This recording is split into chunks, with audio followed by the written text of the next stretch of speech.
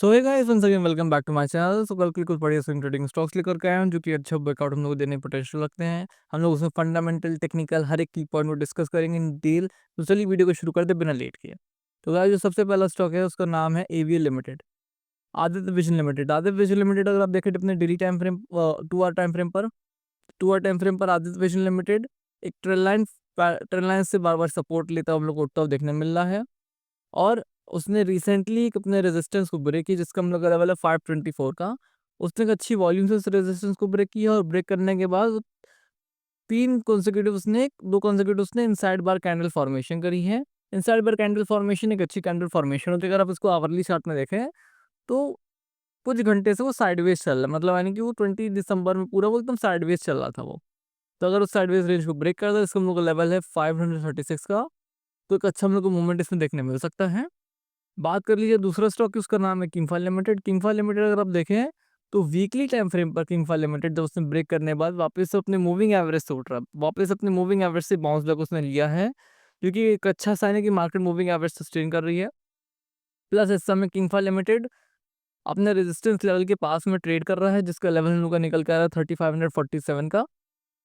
अगर 3547 के ऊपर मार्केट सस्टेन करती है किंगफा लिमिटेड तो हम लोग को अच्छा मूवमेंट इसमें देखने मिल सकता है। बहुत बड़ी हम लोग का स्टॉक हो सकता है फॉर स्विंग ट्रेडिंग ऑल्सो, क्योंकि कंपनी ऑलमोस्ट डेट फ्री है, कंपनी का सीएजीआर ग्रोथ भी अच्छा है, तो कंपनी लॉन्ग टर्म के लिए भी अच्छी होल्डिंग हम लोग को अपॉर्चुनिटी दे रही है। बात कर लीजिए तीसरे स्टॉक, उसका नाम है आईएक्सओ लिमिटेड। आईएक्सओ लिमिटेड अगर आप देखें तो आईएक्सओ लिमिटेड अपने ट्रेल लाइन रेजिस्टेंस को अपने ब्रेक किया रिसेंटली।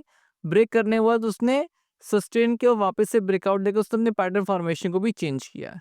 पहले पैटर्न फॉर्मेशन उसमें लोअर हाइज लोअर लो सी पैटर्न फॉर्मेशन चली थी। बात कर लीजिए तो ये हाई था, ये एक लो था, फिर एक नया हाई लगा, फिर एक लो लगा नया। तो वो कभी अपने हाईस को ब्रेक नहीं करती, अपने लोस को कॉन्स्टेंटली ब्रेक करती थी। बट रिसेंट क्या हुआ अगर आप देखें उसको, मैं आपको जूम कर दिखाता हूँ। तो यहाँ पर एक उसने हाई लगाया, बट इस टाइम उसने अपने प्रीवियस लो को ब्रेक नहीं किया। इस टाइम जो उसका प्रीवियस लो था उसने अपने प्रीवियस लो को इस टाइम ब्रेक नहीं किया, और उसने अपने वापस से हाई को ब्रेक किया। हाई लगाने में उसने पुल बैक लिया, और पुल बैक लेने के बाद उसने अपने प्रीवियस हाई को ब्रेक किया, तो उसकी पैटर्न फॉर्मेशन उसने चेंज कर ली। और यहाँ से अगर आप देखें तो मूविंग एवरेज के भी ऊपर मार्केट चलना स्टार्ट हो गई है। अगर आप देखें तो मार्केट वापस अपनी मूविंग एवरेज के ऊपर भी सस्टेन करना स्टार्ट कर दी है, जो कि एक अच्छा साइन है कि मार्केट वापस से केस की रिकवर हो सकती है। बात कर लीजिए लेवल्स की, तो हम लोग का लेवल निकल कर 167 का। अगर 167 के ऊपर ही सस्टेन करता है तो उसमें एक अच्छा मोमेंट हम लोग को देखने मिल सकता है। तीसरे स्टॉक की बात करें तो उसका नाम है भारतीय हेक्साकॉम लिमिटेड। भारतीय हेक्साकॉम लिमिटेड अगर आप देखें डेली टाइम फ्रेम पर, तो डेली टाइम फ्रेम पर भारतीय हेक्साकॉम लिमिटेड ने एक ब्रेकआउट करने की कोशिश करी। 18 दिसंबर को उसने ब्रेकआउट करने की कोशिश करी, बट उसको ब्रेकआउट सस्टेन नहीं कर पाया। मार्केट ब्रेकआउट को वापस से शेयर तुरंत ही नीचे आ गया। और अगर आप देखें तो 2 दिन से वो इनसाइड बार कैंडल फॉर्मेशन कर, इसको डोजी कैंडल भी बोलते हैं। तो अगर इसको डोजी कैंडल का हाई को ब्रेक करता है जिसका हम लोग का लेवल है 1564 का, तो हम लोग को उसमें एक अच्छा मोमेंट देखने मिल सकता है भारतीय एक्सकॉम में, क्योंकि अपनी ट्रेंड लाइन सपोर्ट से ही बार बार बाउंस बैक ले रहा है, और लास्ट टाइम इसने अपने ट्रेंड लाइन सपोर्ट से ही बाउंस बैक लिया था। अगर आप देखिए 2 अर्ली टाइम फ्रेम में, तो ये 2 आर की ट्रेंड लाइन से ही बार बार वो शॉर्ट टर्म माउस अपने दिखा रहा है और कॉन्स्टेंटली हाइस को ब्रेक कर रहा है। अगर आप बात कर लीजिए तो यहाँ पे इसका चार्ट पैटर्न क्या है, हायर हाइस हायर लोस का। तो उसने अपने अभी तक एक भी लोस को ब्रेक नहीं किया है। जिस दिन वो अपने हावरली के लो को ब्रेक कर देगा उस दिन हम इसमें थोड़ा सा पोजीशन अपनी एग्जिट कर देंगे। तो हम लोग को लगेगा हाँ नेगेटिव हो सकता है, चांस तब इसके नेगेटिव होने के होंगे, बट अभी इसका कोई चांस नहीं है। अगर ये 1564 को ब्रेक करता है तो हम लोग को अच्छा मोमेंट इसमें देखने मिल सकता है। बात कर लीजिए लास्ट स्टॉक है, उसका नाम है स्विगी लिमिटेड। स्विगी लिमिटेड एक आईपीओ स्टॉक है। रिसेंटली स्विगी ने अपने रेजिस्टेंस को ब्रेक किया था जिसका हम लोग का लेवल था 567 का। उसने एक अच्छी वॉल्यूम अच्छी बुलिश कैंडल से अपने रेजिस्टेंस को ब्रेक किया, और लास्ट कुछ दिनों से एक छोटी सी रेंज बना करके ट्रेड कर रहा है। तो अगर इस रेंज को ब्रेक करता है जिसका हम लोग का लेवल निकल के आ रहा है 616 का, तो एक अच्छा मूवमेंट हम लोग को देखने से मिल सकता है। तो गाइस हम लोग अगर फंडामेंटल देखें तो फंडामेंटल में हम लोग सबसे पहले एनालाइज करें किंगफा लिमिटेड को। किंगफा लिमिटेड का जो मार्केट कैप है वो 4100 करोड़ का मार्केट कैप है। अच्छा मार्केट कैप है किंगफा लिमिटेड का। ये हम लोग की एक स्मॉल कैप कंपनी है। और दूसरी चीज़ है किंगफा लिमिटेड जो है उसका पी रेशियो अगर आप देखें तो एक अंडर वैल्यूड स्टॉक है। किंगफा लिमिटेड का पी है 30 का, जबकि मीडियन पी जो चल रहा है वो कितना 35 का चल रहा है। तो किंग फायर लिमिटेड के एक अंडर वैल्यूड स्टॉक है।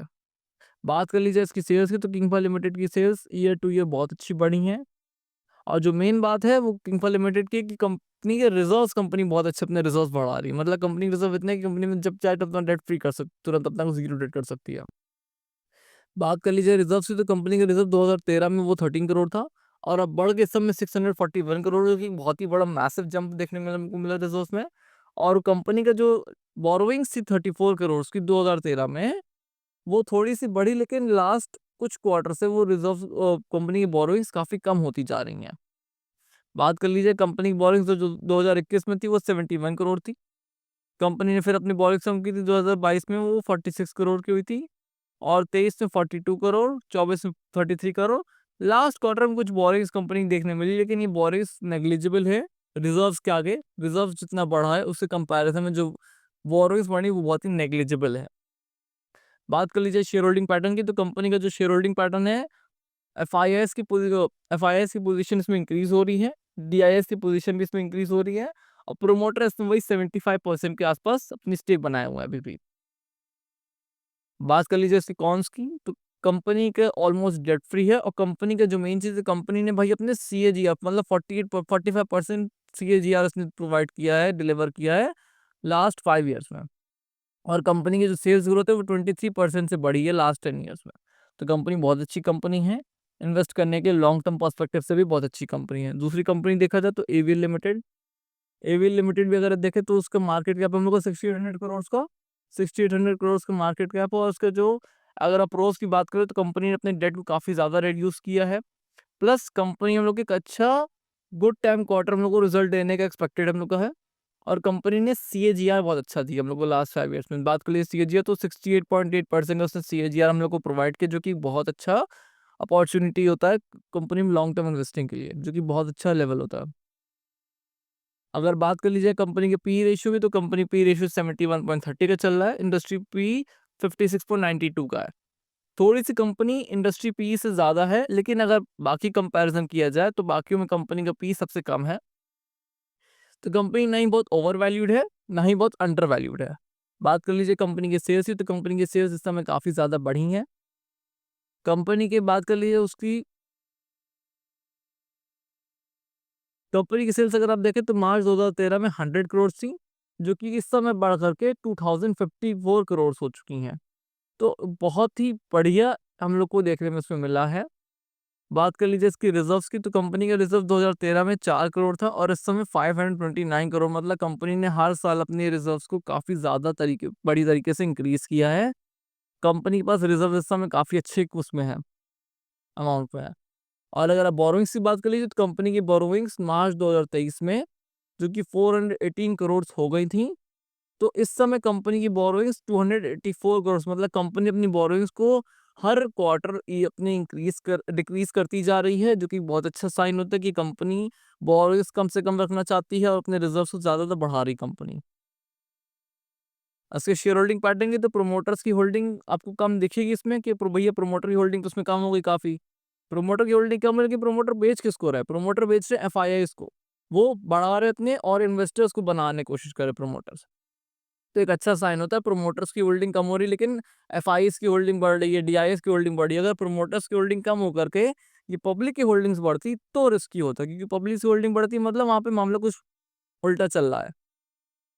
पब्लिक की होल्डिंग अगर बात कर लीजिए देखा जाए तो 26.32% से गिर करके 25.17% आ गई, जो कि एक अच्छा साइन है कि मतलब पब्लिक इसमें से निकल रही, पब्लिक्स को निकाला जा रहा है, पब्लिक को हटाया जा रहा है इसमें से। और FIIs DIS की होल्डिंग्स जो काफ़ी अच्छे से बढ़ रही हैं। तो गाइस थैंक यू।